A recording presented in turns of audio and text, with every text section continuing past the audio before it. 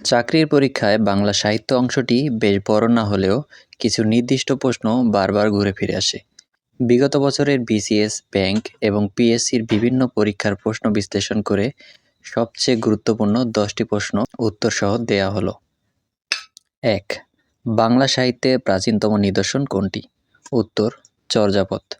২. বাংলা সাহিত্যের প্রথম সার্থক উপন্যাস কোনটি? উত্তর: বঙ্কিমচন্দ্র চট্টোপাধ্যায়ের দুর্গেশনন্দিনী। ৩. রবীন্দ্রনাথ ঠাকুর কত সালে এবং কোন গ্রন্থের জন্য নোবেল পুরস্কার পান? উত্তর: 1913 সালে গীতাঞ্জলি কাব্যগ্রন্থের জন্য। ৪. কাজী নজরুল ইসলামের বিদ্রোহী কবিতাটি কোন কাব্যগ্রন্থের অন্তর্ভুক্ত? উত্তর: অগ্নিবীণা। ৫. কাকে ভোরের পাখি বলা হয়? উত্তর: বিহারীলাল চক্রবর্তীকে। ৬. বাংলা সাহিত্যের প্রথম সার্থক ট্র্যাজেডি নাটক কোনটি? উত্তর: মাইকেল মধুসূদন দত্তের কৃষ্ণকুমারী। ৭. বিষাদ সিন্ধু কার রচনা এবং এটি কোন ধরনের সাহিত্য? উত্তর: মীর মশাররফ হোসেন। এটি একটি ইতিহাসাশ্রিত উপন্যাস। ৮. মধ্যযুগের বাংলা সাহিত্যের শ্রেষ্ঠ কবি কে? উত্তর: মুকুন্দরাম চক্রবর্তী। ৯.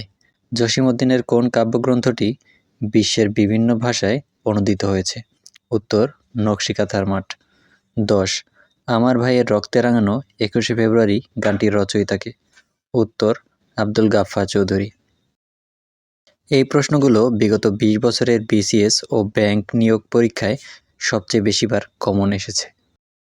এই ধরনের ভিডিও নিয়মিত দেখতে চাইলে আমাদের চ্যানেলটি সাবস্ক্রাইব করে পাশেই থাকুন। ধন্যবাদ।